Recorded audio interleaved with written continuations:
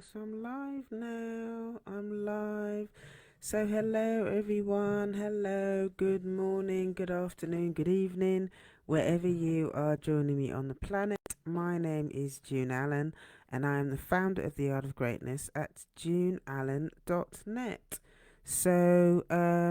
Okay, so I thought my Facebook was doing something very strange there for a minute. It's telling me that I was live for 16 minutes, which I knew I wasn't. Anyway, so happy New Year. Happy New Year everyone. Hi, thanks for joining. Lovely to see you all. I hope that you had a peaceful festive season and that your new year is going well. I can't believe we're already a few days into the new year. It's been a little while since I've done a live stream. I've not done one since I think the week before Christmas I did one. So yeah, I thought I'd jump on and have a chat about about family and coming out of denial. And the reason that I wanted to talk about it is as a therapist, January is quite can be quite a busy time of year for therapists because a lot of people go into the festive season, the holiday season, New Year's, all that kind of stuff with a lot of fantasy and expectations about what they think is going to how the whole situation is going to be. They have certain expectations. Maybe it's been a painful situation with family members in the past, and maybe you've gone into this year forgiving people and wanting to kind of experience the holiday season in a different way. And quite often what happens is that people tend to go into this time of year with a lot of sadness, with a lot of upset, because the fantasy that they had about Christmas, about New Year, about how the whole festive season was going to be, just didn't happen. And they end up feeling ashamed. They end up feeling a lot of despair, a lot of frustration, so many different things. And, they end up in the therapy room because they recognize that actually this is the reality about what's going on. So, yeah, and I've had some inquiries and stuff already, and I've got some new clients that are starting work with me already next week. And I suspect it is for those reasons. And actually, I did have a phone call from somebody who was who was very upset, and it was around this type of stuff. It was around this type of stuff, and so yeah, I thought it was really important for me to come on and just be a virtual witness to those people. And if you're out there, if you're one of those people that have that have a difficult relationship with your family, and you ended up going to some of these family events over the holiday period, and instead of you going there optimistic and hoping that things are going to be different, actually you were just confronted with more reality, that actually that there's a lot of pain in your family, that there's a lot of people in your family that are unwell, and they're just not going to be respectful towards you. They're just not going to honor you, and your relationship with those people is as dire as you thought it before. The denial, the mask has to come off. The denial is lifting, and now a couple of years, a couple of weeks. The Christmas is past now, when we're into the new year, and you're having to sit with some very, very difficult feelings. Okay, because you can no longer stay in denial about the situation that you are in. Okay, so I just want to say that I see you. Okay, I see you. I see you, and it's okay for you to feel the way that you're feeling. Okay, it's okay for you to be feeling the way that you're feeling. It's okay that you might be feeling sad that things didn't go the way that you wanted it to. It's okay that you're feeling upset that certain people didn't behave the way that you wanted them to behave. They weren't able to acknowledge you in the way that you needed to be acknowledged. Okay? You have a right to have feelings about all of this stuff, and you don't just have to go and slink off on your own and do all of this stuff. There are therapists out here that are here to witness your story, and to witness your pain and your upset. Your upset is 100% valid.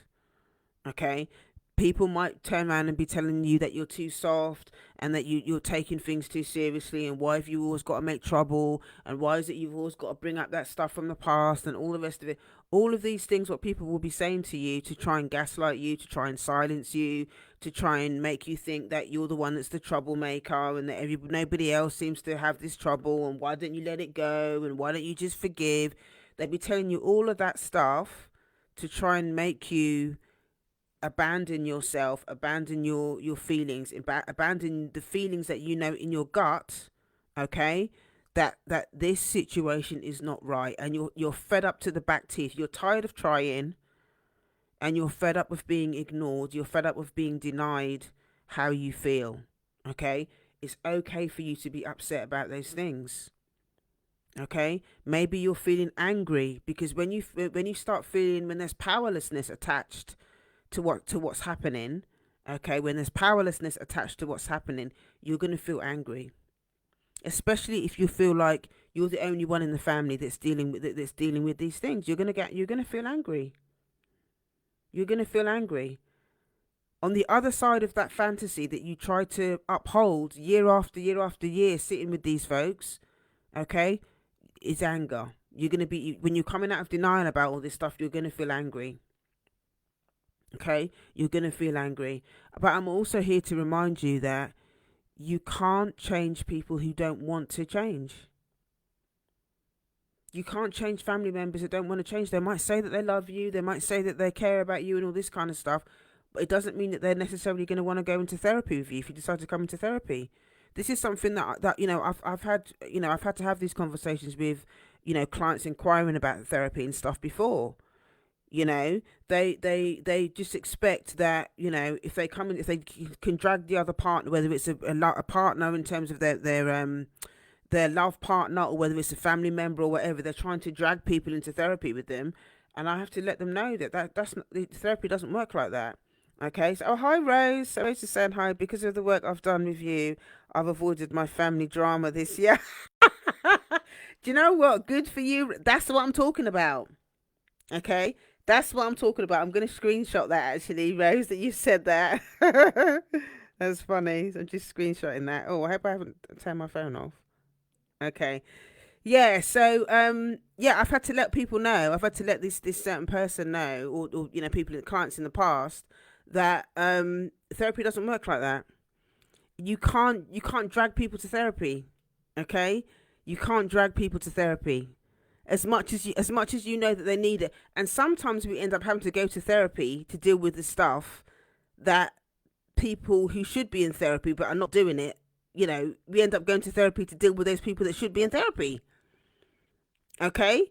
We end up going to therapy or doing our own work to deal with the people that should be in therapy but aren't. Unfortunately, therapy doesn't work like that. Therapists are not here to give advice. Therapists are not here to to tell people what to do or anything like that. What I do with a lot of my clients is I show them where to look. I show them where to look. I help them unpack. I witness their pain.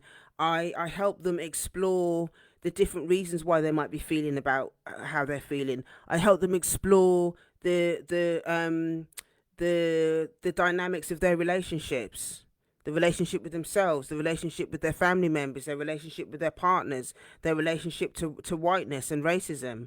I help clients unpack that stuff and explore, and we look at it together. But in terms of me telling people what to do, that's not what therapists do.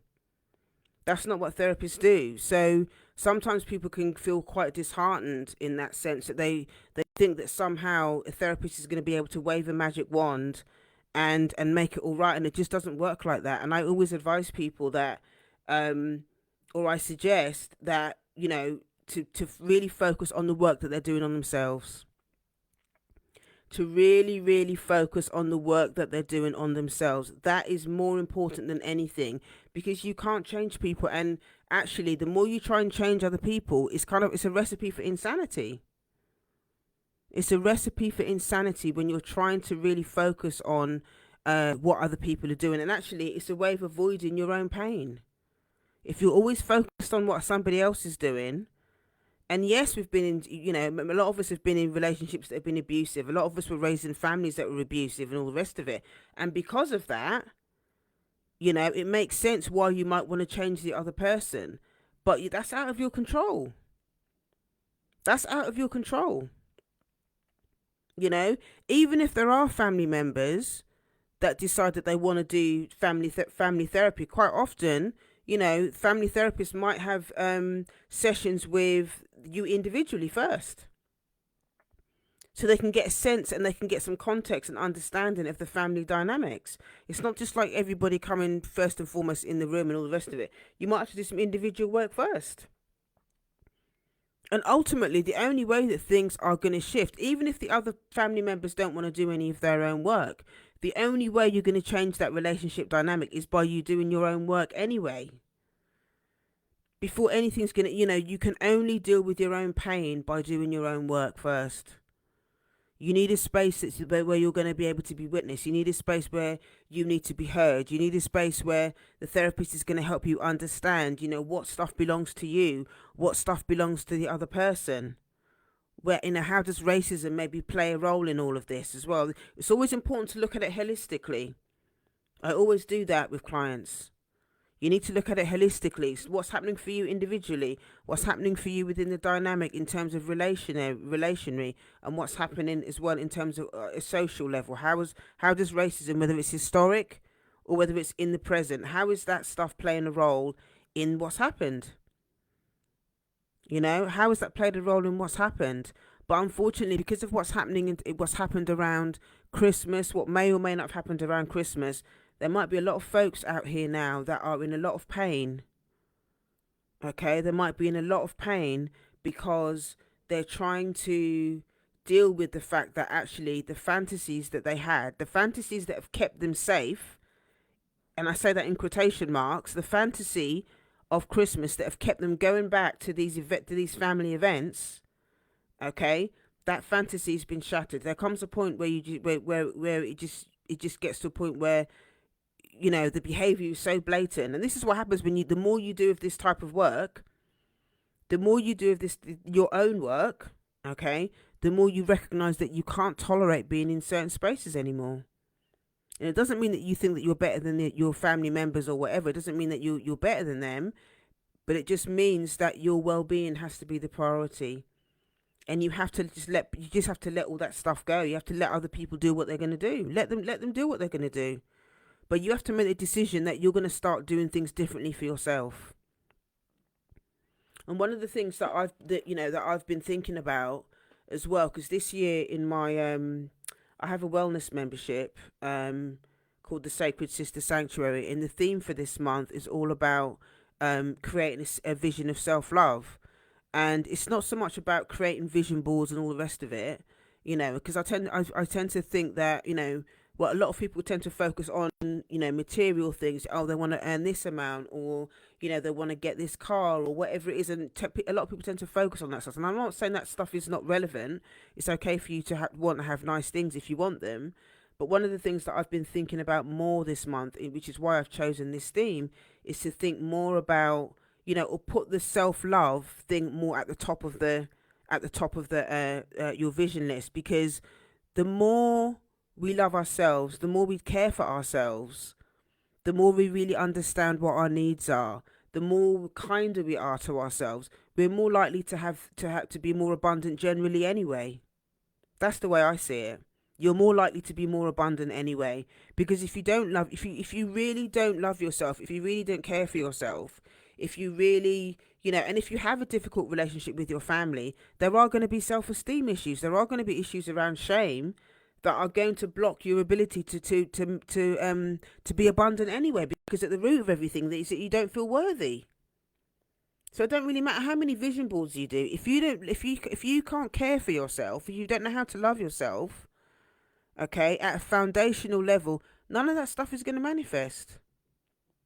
None of that stuff is going to manifest, because at the root level is that you don't think you're lovable because your family can't love you the way that you need to be loved.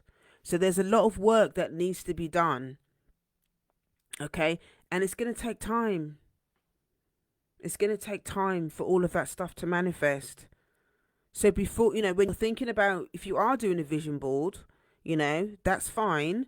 But what I would really encourage you to think about and explore is, where is your self love in all of this? You know, so someone's saying breaking the cycle means at times, sorry, Mike, I can't read the words are so small. Breaking the cycle means at times to step away. Yes, loving them from absolutely. Oh, you're the lady on the I started following me. So, can please put your name in the chat? I'm sorry, I can't remember your name. I remember the logo and the name of the thing. But I can't remember your name. I know you're a fellow therapist, colleague therapist, if I remember rightly. So just jot your name down, just so I can. Oh, Judy, that's what. Hi, Judy. I hope you're well. So yeah, it's, you have to love them from a distance. You have to love folks from a distance, because sometimes people are going to do what they're going to what they do with what they have. People are going to be in relationship with you from their level of consciousness, not necessarily from what you need, but from their level of consciousness. And if your family members are not doing their own work, and you have to really decide, how that's going to work, where your boundaries, where your limits are.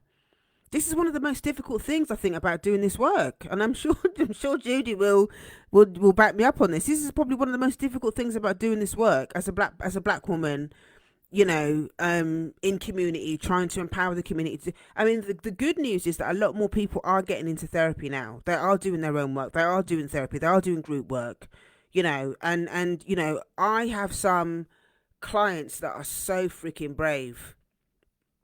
It always blows my mind, the courage that a lot of my clients have, because they're sitting there and they're pouring out stories that they've held for decades. They've held for years. They've held these stories for years, and nobody's heard them. Nobody's witnessed any of their pain, because they felt that they didn't deserve it. They didn't deserve it, and they've just held it. They've just held it. So I feel really quite honoured a lot of times, and it's quite moving to hold space for clients that are so brave, that are willing to do this work, and it's so beautiful witnessing the transformation.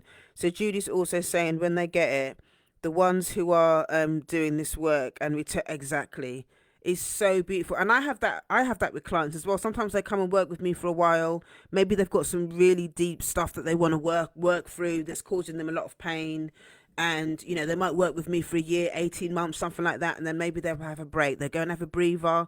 They'll go in, and it's good sometimes for them to do that. They'll go out and almost like give them permission to kind of test and just see what they're doing, if it's working. Oh, thank you, Judy, saying that I sound great. Thank you, I really appreciate that. Yeah, maybe we should talk about doing a session together. I've seen your little TikToks and stuff, which are really good. We'll have to do a live together at some point, talking about something. But yeah, so I think it's really. I just want you to know that if you are that person, if you are that black woman that's in, next Monday is kind of like, the official day that people go back to work. The children go back to school, and so Monday's kind of like the official day that we go back. So this is the last weekend, the last couple days that we're really thinking about. We're still reflecting, I suppose, on the new year. We're only like a few days into the new year, and yeah, I suppose people are still reflecting on it. And if you did have a difficult Christmas with family and stuff like that, I'm sure there's still lingering feelings and lingering things that you're still thinking about.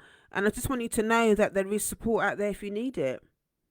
Okay? If you are looking for a therapist, okay, you can click the link in my bio, go to heal.juneallen.net. That's heal.juneallen.net. That's heal.juneallen.net. If you are looking for to do group, community care is just as important as individual care.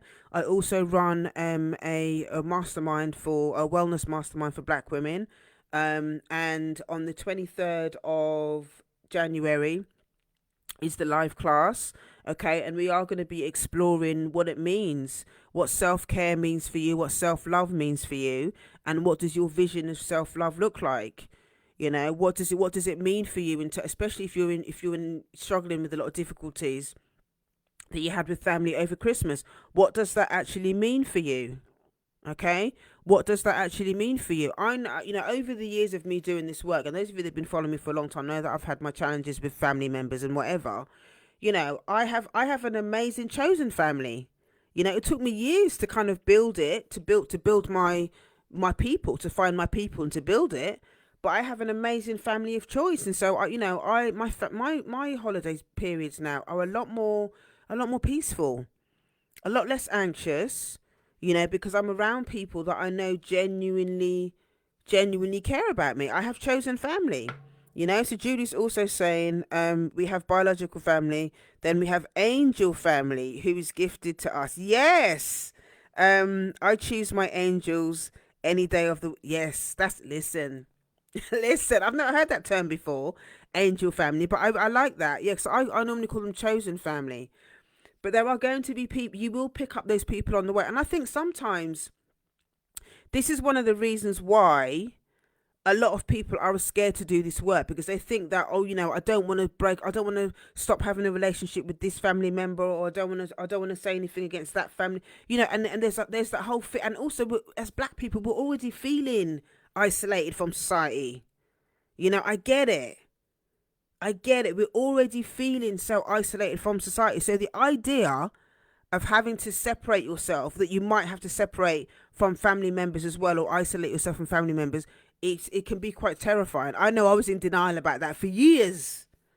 I was in denial about that for years before, but I think over time, and as I had more and more therapy, it just got more and more painful. It got more and more painful for me to kind of, because I could no longer abandon myself. I could no longer abandon myself. So Rose is saying, "Oh, you're an awesome therapist, June. Your wisdom, insights have been life changing for me. I so appreciate you." Oh, Rose, don't make me cry. Don't make me cry. I'm gonna screenshot that as well. Don't make me cry. Oh, thank you so much for saying that. I really appreciate it. I really appreciate it. And this is why I do the work that I do. This is why I do the work that I do, because it's about building community.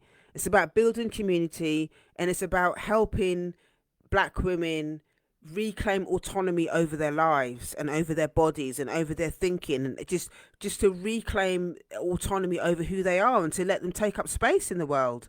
And it takes time, and it takes guts. It takes a lot of energy, and it takes a lot of courage to do it, because it is quite scary. It is quite scary. But I think what's important is recognizing that once you decide to put one foot forward and you start doing this work, yeah, when you start doing the work, things tend to fall into place. Things tend to fall into place when you're really ready, and you're open to start doing this work. You will start finding your people, and you will start finding more courage to speak up. And things that you didn't think you'd be able to speak up about, you start speaking up. Sometimes sometimes it's not always about speaking up. Sometimes the most powerful thing that you can do for yourself is to keep quiet. That's something I learned later on. But sometimes the most powerful thing that you can do is keep your mouth shut. Okay? That can be very powerful as well. But the difference is that you're not keeping your mouth quiet, okay, because somebody externally is saying that you should do it. You're doing it because you choose to. And you're doing it from a place of preserving your peace, not from a codependent perspective, like, oh, I'm just going to keep my mouth shut because I don't want to upset that person. It's not that. It's coming from a place of, I'm choosing to do this because it's the right thing for me to do right now. I'm choosing to do this because I know that the other person doesn't have the listening, and I'm not going to waste energy doing that. I'm doing this right now for myself. I'm keeping my mouth shut right now because I know that this is not safe for me to have this conversation with this person. And I need to save that conversation for my therapist, or I need to save that conversation, if you're in recovery, I need to save that conversation for my sponsor, or I need to save that conversation for when I go to my next recovery meeting, or I need to save that conversation for when I go to group therapy. Okay? You need to take time. Yes, Judy. It says take time and self-discipline. You're throwing some gems out here. Listen, I when I was reflecting on what I was going to do this live stream on, I always kind of check in with my heart. I check in with my heart, And I kind of asked the ancestors, what do you want me to talk, who do you want me, who do you need me to be today, who do you want me to serve, what do you want me to say? And today it was just all about, I really felt the need that I needed to speak to those people that didn't necessarily have a great Christmas. And I do this pretty much every year. I tend to speak to those of us that don't have the, don't have an amazing Christmas, that haven't got necessarily loads of family members that are going to be running around after them, and it's not all going to be happy for people. My conversations around this time of year is always trying to witness those that have a really painful relationships with their family, those that are estranged from their family, because I know, because I've done all that. I know because I've done it all, and I know how it feels. And so when I get the client inquiries that are coming in now from people that are beside themselves because they're in denial, the denial is being lifted, and they're having to sit with their difficult feelings around, oh my god, I'm now in the reality that actually there's some real pain in my family, and I'm stuck in the middle of it, and I don't know what to do about it, and I need to talk to someone that understands. I'm speaking to those people. I'm speaking to those people that know that they need to be in therapy, and the family is in denial, and the family is still acting up and doing all their bullshit, and you're feeling powerless, you're feeling angry, you're feeling rejected, you're feeling invisible, you're feeling unheard. I'm talking to you, okay? I'm talking to you, and I'm letting you know that you don't have to do this stuff on your own, and you don't have to put up with no more bullshit, because it is bullshit. And it's bullshit, but you don't know how to get out of it. So you're trying to do the right thing. You're trying to be nice. You're trying to see things from their point of view. You understand their story. They've got their own trauma. You understand that we're all victims under the. You understand all of that. But ultimately, it's not your responsibility to try and rescue them. Okay? You need to take your cape off. Okay? And it's time for you to really start thinking about your own well-being now, because you've been doing this for a long time and you're tired. And you need to forgive yourself for putting yourself in these situations that keep hurting you with these people, because they're not going to change unless they want to. They're not going to change unless they want to. Okay? So this place that you're in at the moment, where you're just coming out of denial and you're just beginning to recognize that actually the shit has basically hit the fan with all of this stuff, and you're probably going to go through a little bit of grieving. You're gonna be experiencing some grief, because you're in the reality. The denial and the fantasy is gone.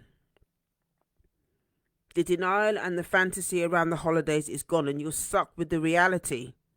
Okay? January can be a very difficult month, painful month for various reasons, but this is one of them. This is one of them. Okay? And I need you to know that you're not on your own with this. You're not on your own with this. Okay? So you need to really think about what your next move is going to be.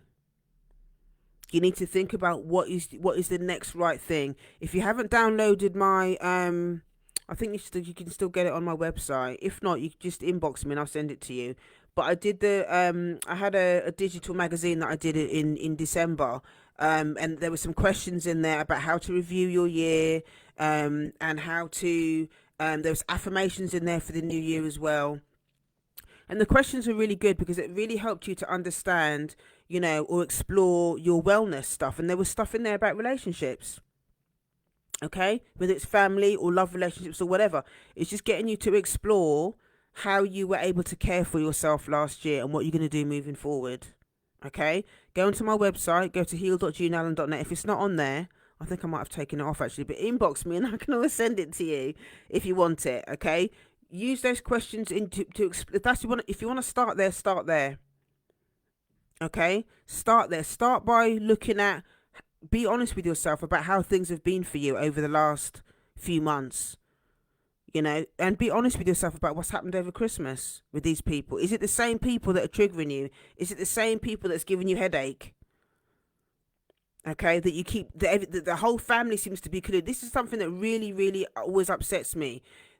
doesn't matter there can be one family member, okay, that's acting up, the one that's causing all the trouble, the one that's misbehaving, but yet people will always make excuses for that person, and you're always made out to be the person that's causing the trouble because you're calling that person out. That's how the dysfunction continues in the family. That's how the dysfunction continues, because everybody colludes and everybody, and they all enable that person, and because that person might be an elder or whatever, you're supposed to just suck it up and get on with it. Those days are gone. I'm sorry, but those days are gone. Okay, you don't have to make no more excuses for these elders that are getting away with this nonsense. Okay, we do it because obviously we understand their story, we understand where they're coming from, we understand that they've got their own, we understand all of that, but it's not helping us.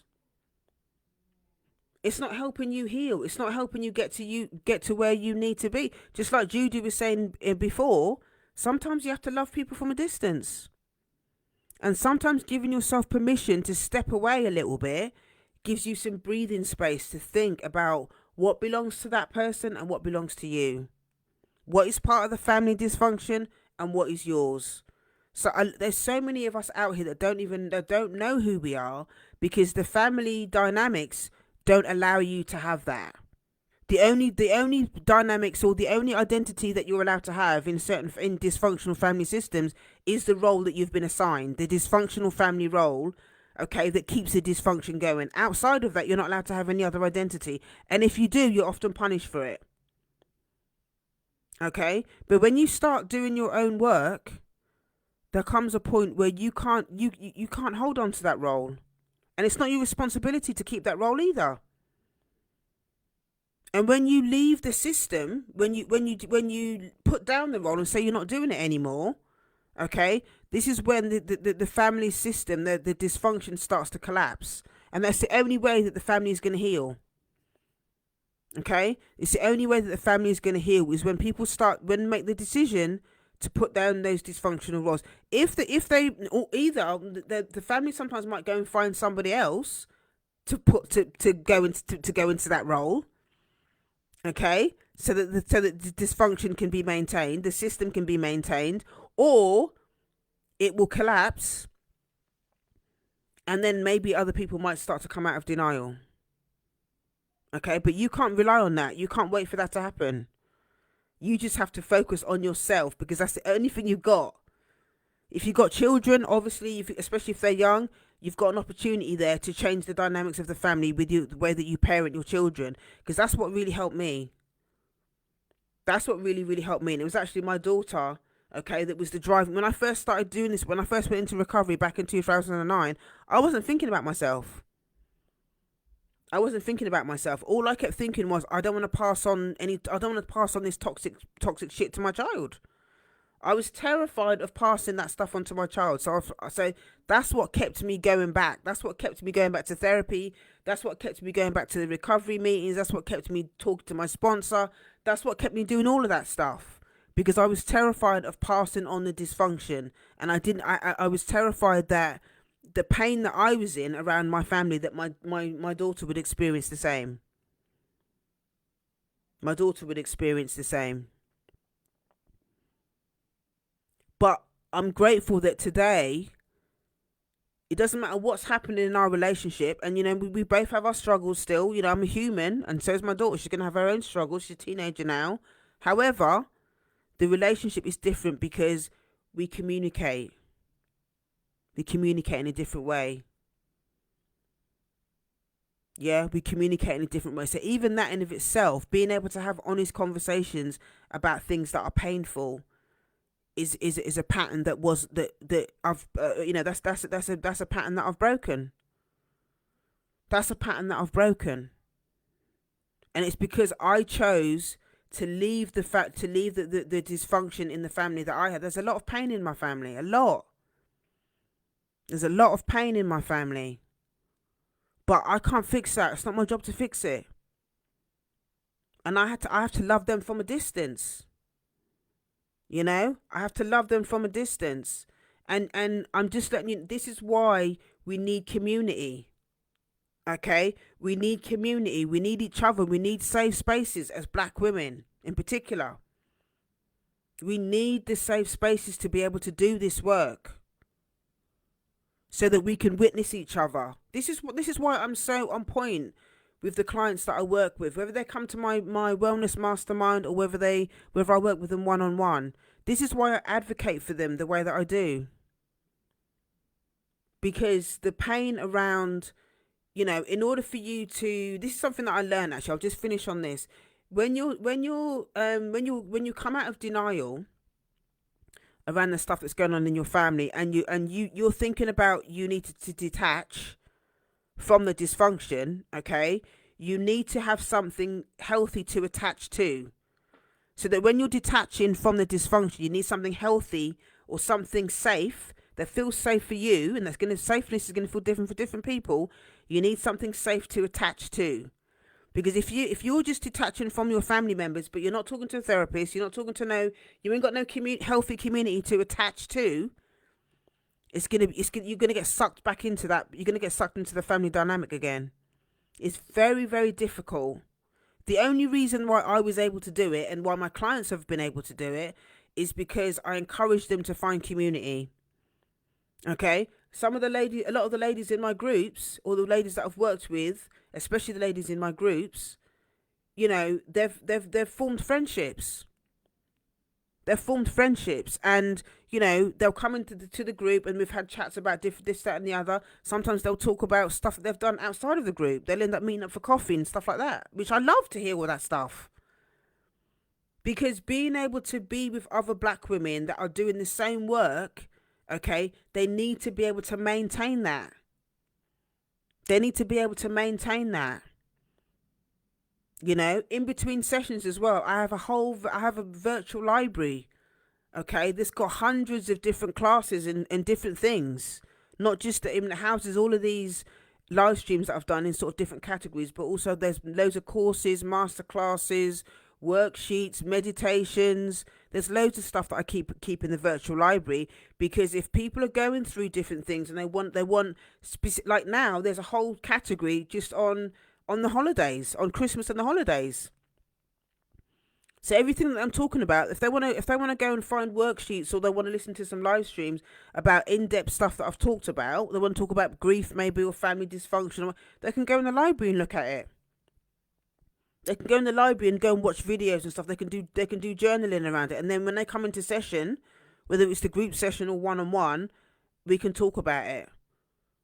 And I've done this all the time, with clients that have been in session. I'll say, look, if you go into the library, go into this category, you can watch this class that will give you, but you can go deeper, do some journaling on it, and then when we meet next session, you can bring your journal, and we can have a chat about what you thought happened. Yeah. So you're building your knowledge, you're building your psychoeducation. If you're in my wellness mastermind, you're being witnessed by community, and sometimes being witnessed by community can be hard, because you might get triggered, because obviously there might be dynamics that feel like your family. For me to get vulnerable with other black women was really hard at first, and I talk about this all the time as well with my clients, and sometimes we laugh about it, because it's like, in the beginning they're like, oh no, I can't sit with loads of black women and get vulnerable. I'm not doing that. Because there's the pain of being rejected by your family members makes it difficult for black people to sit in groups and get vulnerable. So I just put that shit out on the table straight away. I put it out on the table straight away. I talk about it a lot, because I think this is one of the reasons why it's so hard for us to get vulnerable with each other in community, because of these reasons. Because we grew up in homes that were dysfunctional, that were painful, that were violent, that were abusive. So the last thing we want to do with that, when that's happened, is go and sit and be vulnerable in another group of other black people, if you're not having that conversation, So for me, it's about building trust. Okay, it's about building trust in my groups. It's about having boundaries. It's about making sure that everybody in the group is heard. It's about making sure that their opinions are respected. It's about making sure that boundaries are in place, so that when people do speak up, that we accept that what they say is true for them, and that people don't comment on it unless there are agreements, or that their relationship is such where they trust each other. After a certain amount of time, it was okay for people to share on different things and share on what each other was sharing because they already had a relationship. But when it's new people in a new group, that there are boundaries around people talking about, making comments about what other people have shared, because people, it's not. It makes the space unsafe. Okay, this is what makes the group sessions that I do. This is what makes them different and what makes them feel safe for clients, because they know that those boundaries are in place, and it makes them feel safe. It makes them feel safe. So if you're struggling, okay, and you've had a difficult Christmas, and you identify with the stuff that I've talked about in this session, okay, and you are looking for a space, whether it's one-to-one therapy, or you're looking to join us for the group space, the Sacred Sister Sanctuary, okay, that if you, as soon as you sign up, you get immediate access to the library and the classes and all of that. There's the next live class is on the 23rd, Tuesday the 23rd of January. Okay, that's 7 p.m. London time. And the theme for this month is we're talking about your vision of self-love. So it's not necessarily about doing vision boards and all the rest of it. It's more about you exploring what does it mean to put yourself at the top of the list as a priority in terms of the vision for your life. Because your life, when your self-love is at the top of your list, everything else that you wanted to put on your vision board, all of that stuff is a done deal. But we have to get you first to the places where you love yourself enough to know that you deserve those things that you're going to put on your vision board. And a lot of you don't love yourself when you're thinking the vision board is going to do what you need to do is the inner work. The vision board is not going to do for you what you need to do in terms of your internal work. Okay, it needs to be the other way around. So if you want support with that, click the link in my bio, go to heal.juneallen.net. That's heal.juneallen.net. That's heal.juneallen.net. That's it for today. Thank you so much for joining me. If you've got any other questions about anything that I've shared that's resonated with you, if you've got any other questions about joining my mastermind or working with me one-to-one, you can send me a DM, or if you're not comfortable, or you can drop something in the comments. If you're not comfortable doing that, you can just send me a DM, or you can email me, info@yardofgreatness.com. Judy, let's link.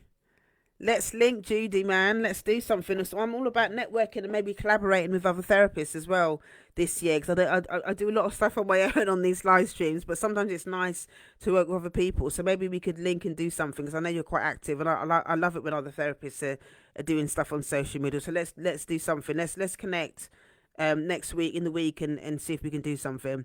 All right, you're so welcome, everyone. Thank you, everyone that's joined me for today. I hope you found today's session useful. And if you are if you are feeling upset or whatever, there's loads of other videos. You can go to my YouTube channel, or they're all at Yard of Greatness, the username, and you'll find lots and lots of stuff on there with information about how you can start to do your healing work, and just find out a bit more about how I work with clients and stuff like that. All right, so take care, and I will see you next time. All right, take care, have an amazing day, week, and just take time. Okay, take time. Bye, Rose. See you all soon. Take care.